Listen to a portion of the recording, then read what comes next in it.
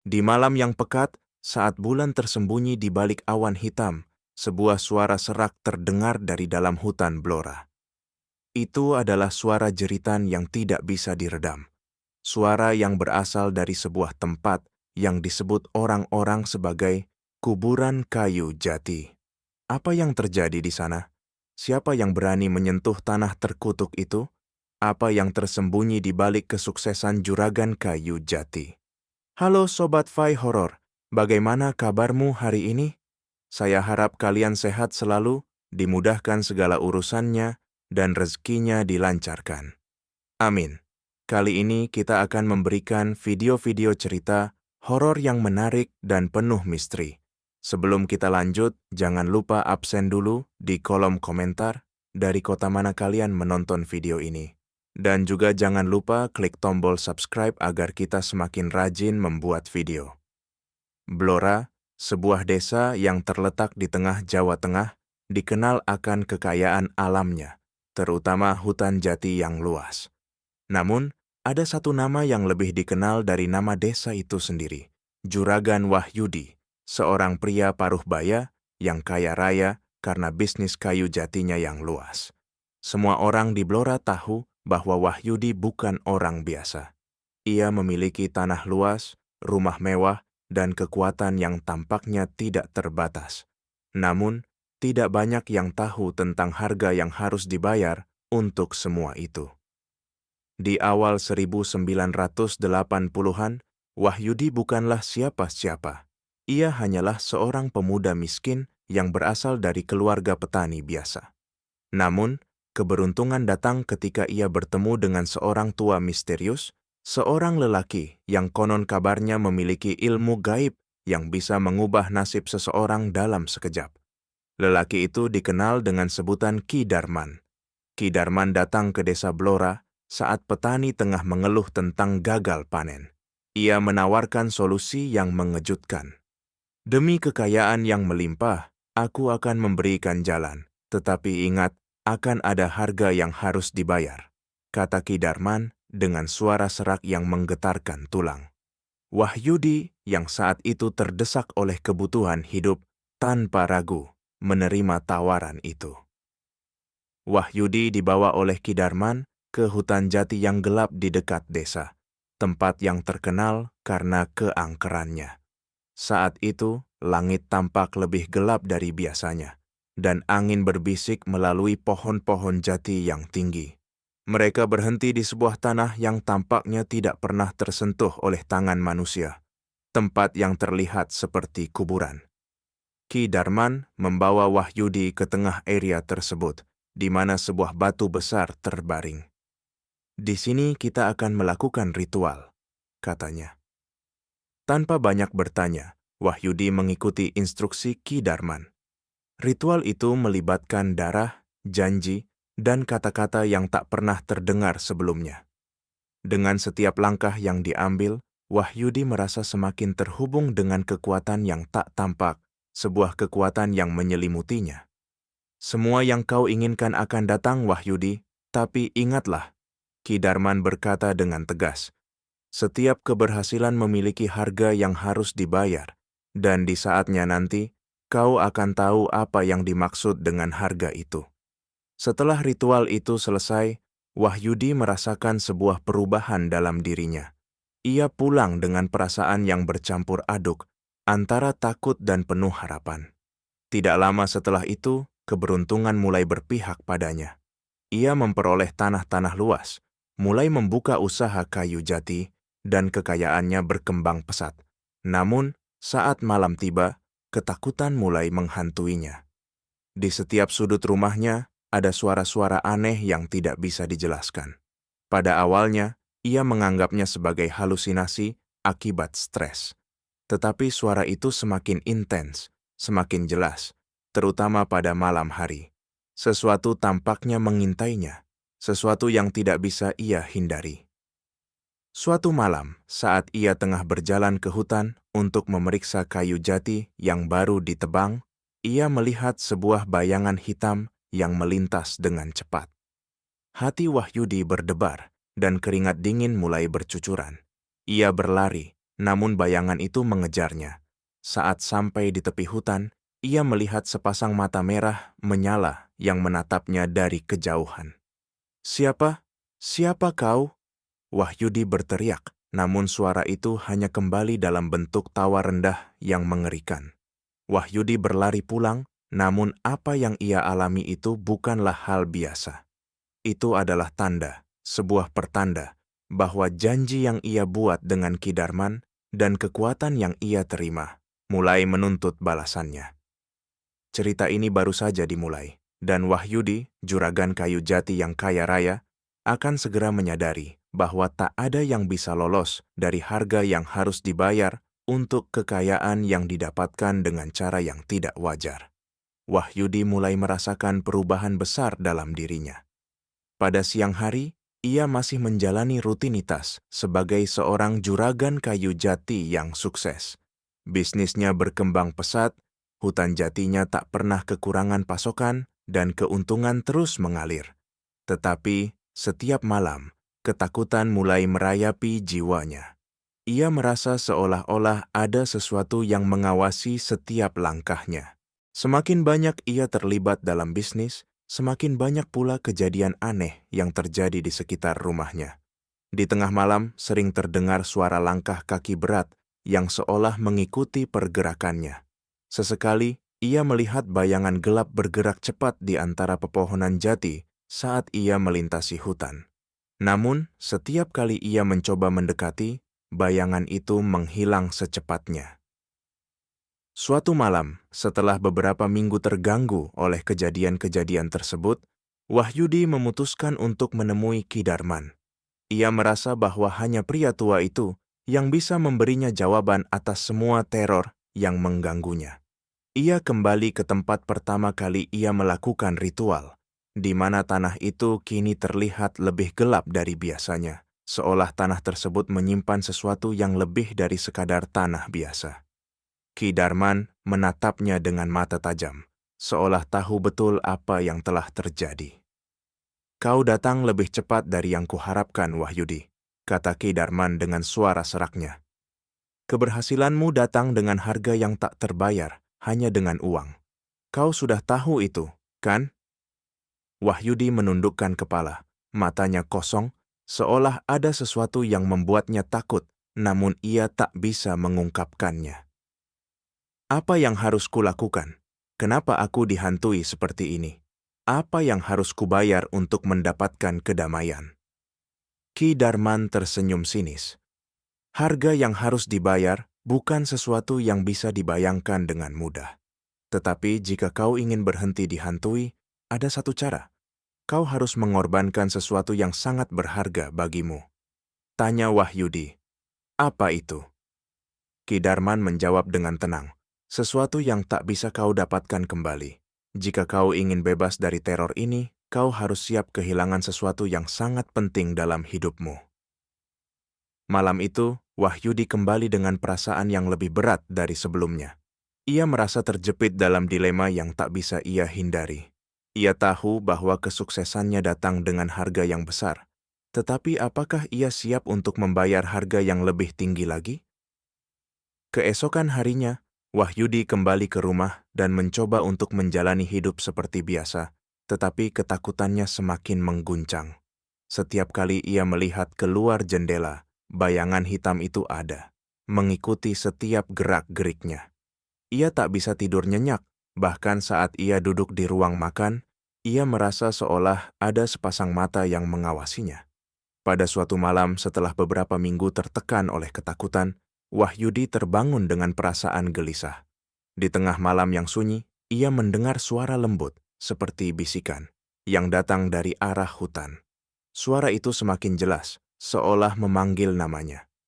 Tanpa bisa menahan dorongan itu, Wahyudi bangun dari tempat tidurnya dan berjalan menuju hutan. Langkahnya terasa berat, kaki-kakinya seperti terikat oleh kekuatan yang tak tampak. Setiap langkah yang ia ambil, bayangan itu semakin mendekat. Akhirnya, Wahyudi sampai di tempat yang sama, di mana ritual itu pertama kali dilakukan. Saat ia berdiri di sana, ia merasa tanah di bawah kakinya seperti bergetar. Suara itu semakin kuat, semakin menekan batinnya.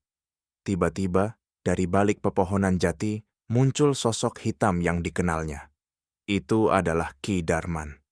Wajah pria itu tampak lebih tua, lebih lelah, dan matanya penuh dengan rasa penyesalan. "Kau datang untuk membayar?" Ki Darman bertanya. Suaranya sekarang terdengar penuh tekanan. Wahyudi merasakan sesuatu yang aneh. Ia ingin mundur, tapi kakinya tak bisa bergerak. Dalam hatinya, ia tahu bahwa saat ini adalah titik balik hidupnya. Ia harus membuat pilihan, tetap mempertahankan kekayaan yang diperolehnya dengan cara gelap ini, atau menyerah dan menghadapi konsekuensi yang lebih mengerikan. Di tengah kebingungannya, tiba-tiba angin berhembus kencang, menumbangkan beberapa pohon jati di sekitarnya. Ki Darman tertawa sinis, suaranya bergema di seluruh hutan. "Apa yang kau pilih, Wahyudi? Kehidupan ini atau kehidupan berikutnya?" Di bawah cahaya bulan yang temaram, Wahyudi akhirnya memutuskan untuk mengikuti jejak Ki Darman.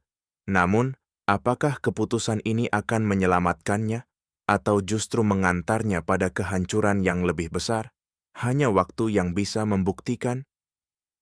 Setelah malam yang penuh ketegangan di hutan jati, Wahyudi merasa ada sesuatu yang sangat tidak wajar. Keputusan yang ia buat untuk mengikuti Ki Darman terasa seperti memilih jalan tanpa ujung. Sebuah jalan yang dipenuhi dengan bayangan dan ketakutan yang tak terhindarkan. Meskipun ia kembali ke rumah dengan kekayaan yang melimpah, hatinya tak pernah tenang. Setiap hari, rasa cemasnya semakin menguasai, seolah-olah ada sesuatu yang terus mengikuti jejaknya. Hari-hari berlalu, namun malam-malamnya tetap gelap. Wahyudi merasa semakin terisolasi dalam dunianya, yang penuh dengan kemewahan. Ia tidak pernah merasa benar-benar puas. Rumah megahnya, mobil-mobil mewah, dan tumpukan kayu jati yang melimpah, seolah menjadi beban yang semakin menekan hidupnya. Semua yang ia peroleh datang dengan harga yang tak bisa ia bayar dengan uang. Pada suatu malam, saat hujan deras mengguyur Blora, Wahyudi duduk termenung di ruang kerjanya. Langit di luar tampak gelap, petir menyambar tanpa henti, seolah alam pun merasakan ketegangan yang meliputi hidupnya. Tiba-tiba, suara ketukan keras terdengar di pintu. Dengan rasa takut yang merayap, Wahyudi membuka pintu, hanya untuk mendapati Ki Darman berdiri di ambang pintu, wajahnya penuh dengan kesan yang tak bisa dijelaskan. "Wahyudi, sudah waktunya," kata Ki Darman dengan suara yang lebih rendah dari sebelumnya. "Kau harus memilih, dan jangan berpaling. Ingat janji yang sudah kau buat. Kau tidak bisa kembali lagi. Itu adalah harga dari semua yang kau miliki sekarang." Wahyudi terdiam, perasaan takut yang mendalam kembali menyelimutinya.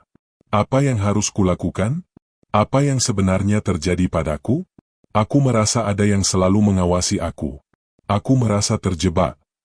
Ki Darman melangkah masuk, dan duduk di kursi yang ada di ruang tamu. "Kau ingin membebaskan diri dari rasa takut ini, bukan? Maka kau harus menuntaskan apa yang telah dimulai.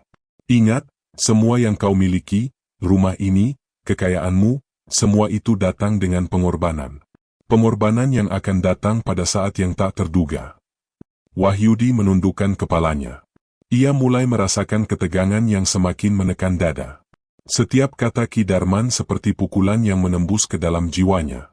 "Jika kau ingin keluar dari ini semua, kau harus mengorbankan satu hal yang paling berharga bagi dirimu.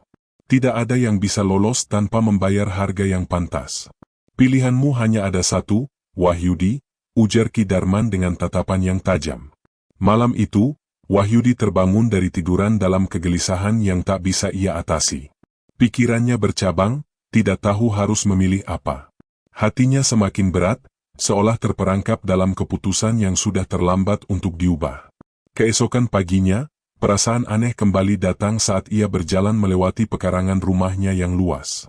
Dari kejauhan, ia melihat seorang pria tua yang berjalan menuju rumahnya.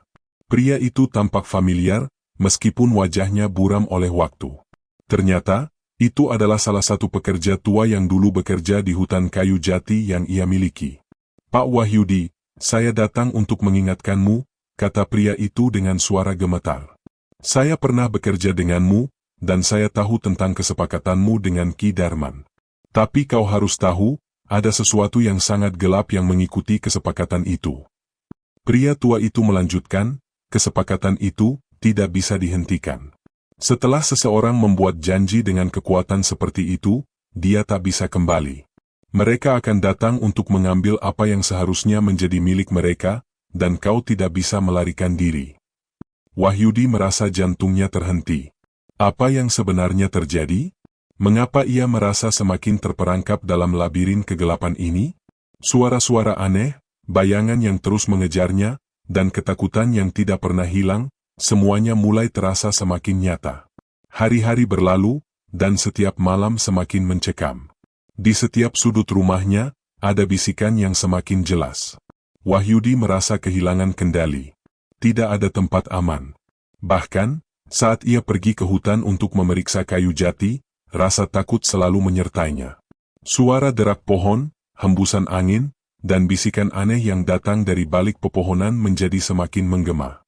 Suatu malam, saat ia kembali ke tempat pertama kali ia bertemu Ki Darman, Wahyudi tahu bahwa ia harus membuat pilihan akhir. Tanpa peringatan, sosok Ki Darman muncul kembali di hadapannya. Kali ini, wajah Ki Darman terlihat lebih gelap, penuh dengan tanda-tanda usia yang semakin tua. Sudah waktunya, Wahyudi, Ki Darman berkata dengan suara yang berat. Kau harus memilih, kekayaan atau hidupmu. Pilihanmu adalah pengorbanan, dan aku sudah siap untuk menuntutnya. Wahyudi merasa hatinya hampir berhenti. Ia tahu ia tidak bisa mundur lagi. Ia melihat ke arah tanah yang gelap, di mana ritual itu pertama kali dilaksanakan. Saat itu, ia menyadari satu hal yang paling menakutkan, kesepakatan ini tak pernah bisa dibatalkan.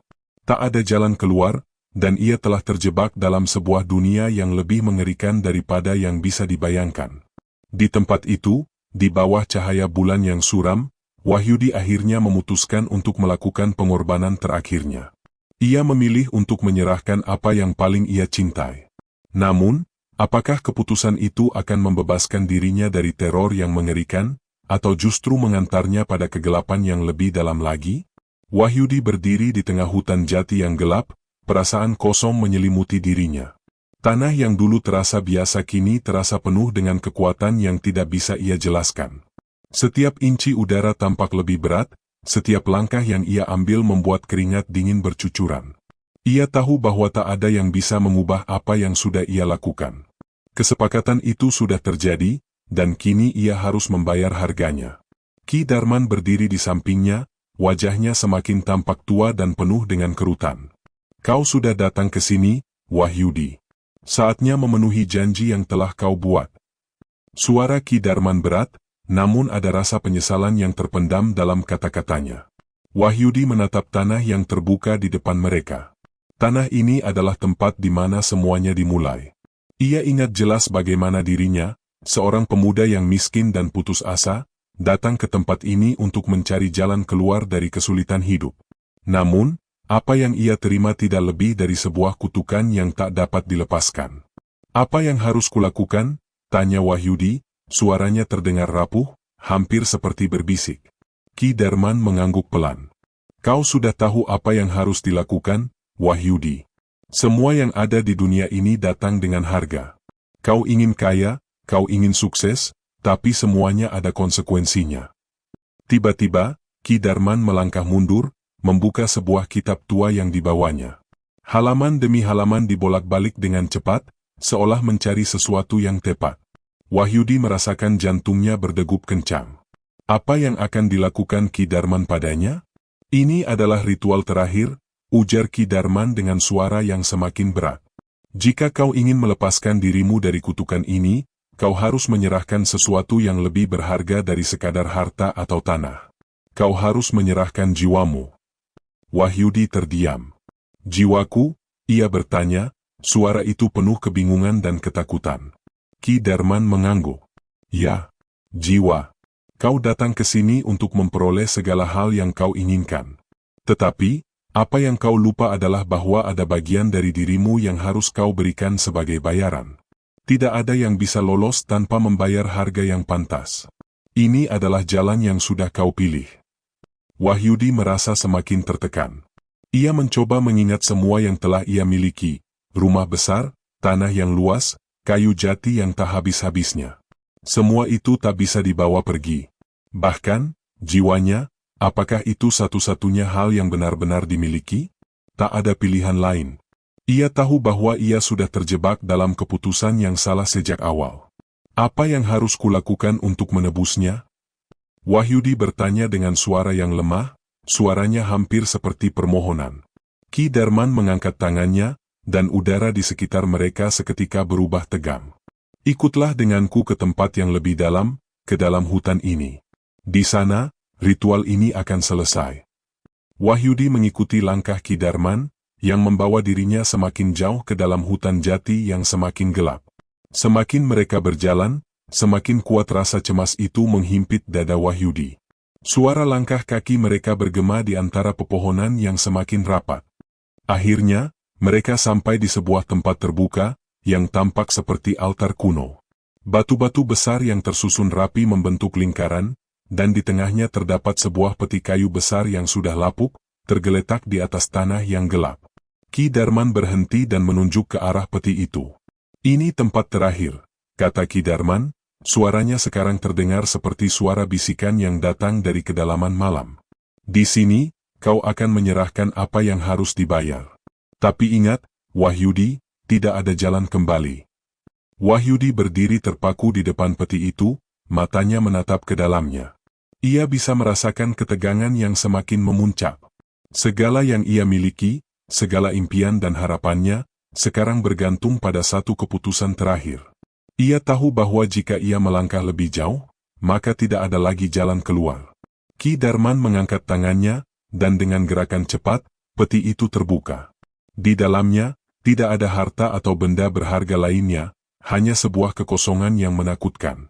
Peti itu tampak seperti sebuah lubang yang tak berujung, seolah siap menelan apa saja yang ada di sekitarnya.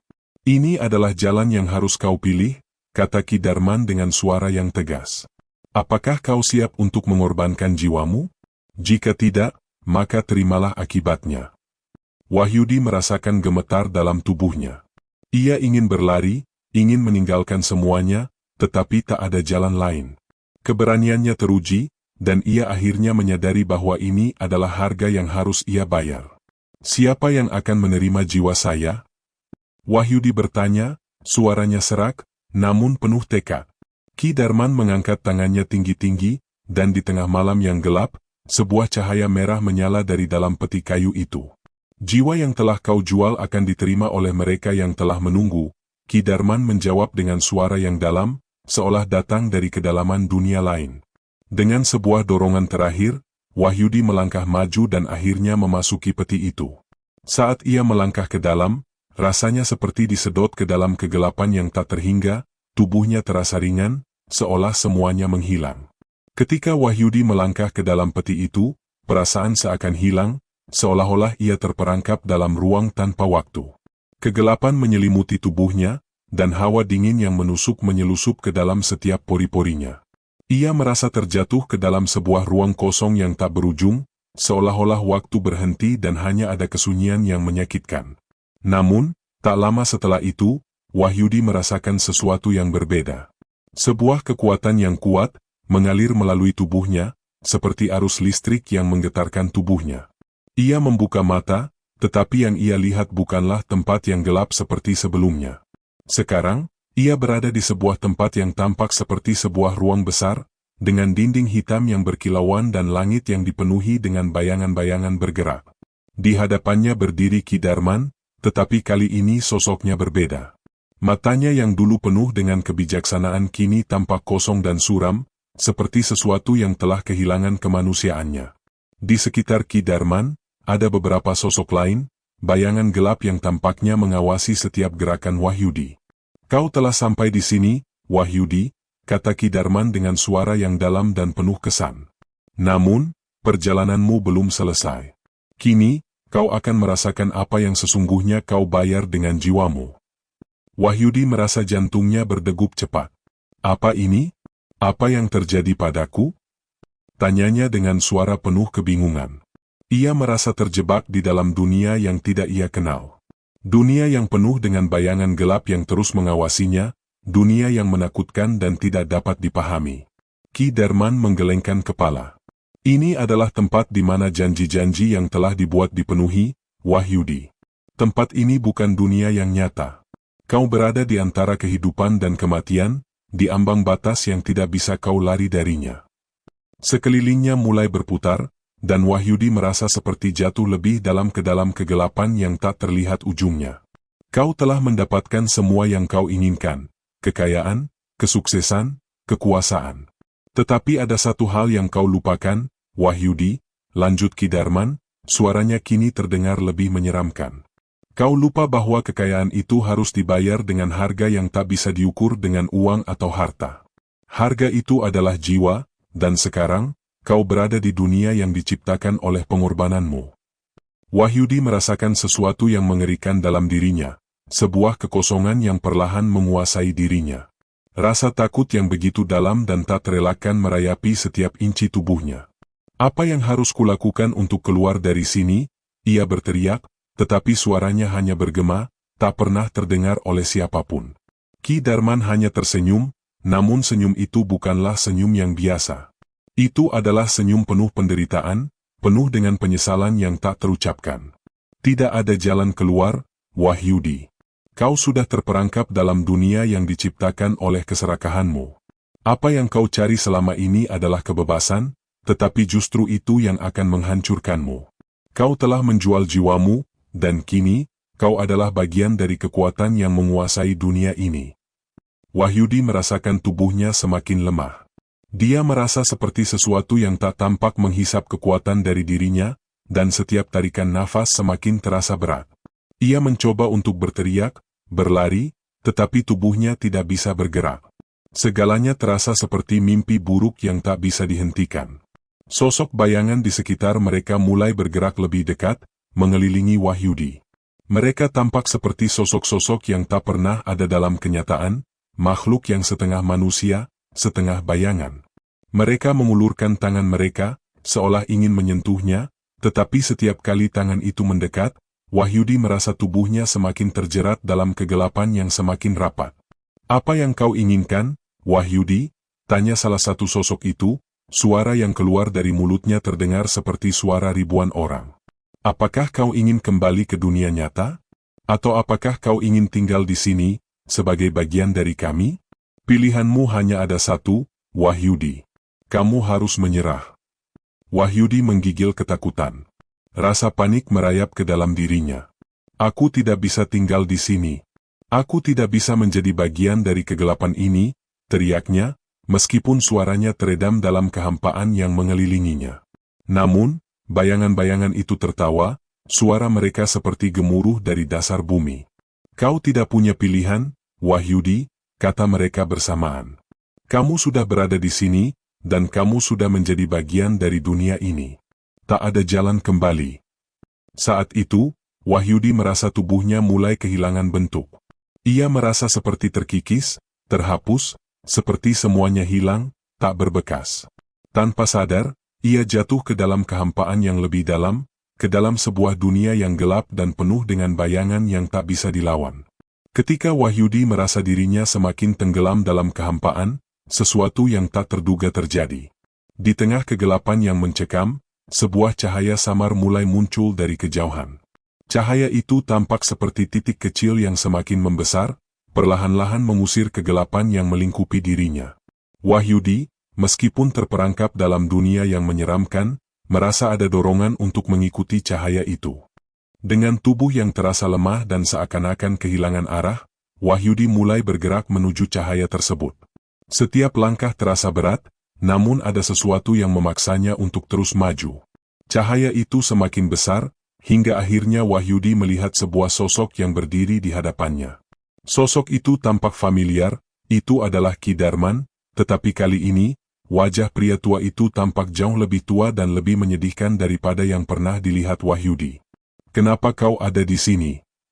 Wahyudi berteriak, suaranya penuh dengan kebingungan. Apa yang terjadi padaku? Apa yang terjadi dengan jiwaku? Kenapa aku merasa terperangkap seperti ini? Ki Darman menatap Wahyudi dengan tatapan kosong, seolah tak ada lagi yang bisa ia katakan. Kau telah datang ke sini untuk mencari kekayaan, Wahyudi. Tetapi tak ada yang memberitahumu bahwa kekayaan itu datang dengan kutukan. Kau telah memilih jalan yang gelap, dan kini kutukan itu telah membawamu ke dunia ini, dunia yang tidak ada jalan keluarnya.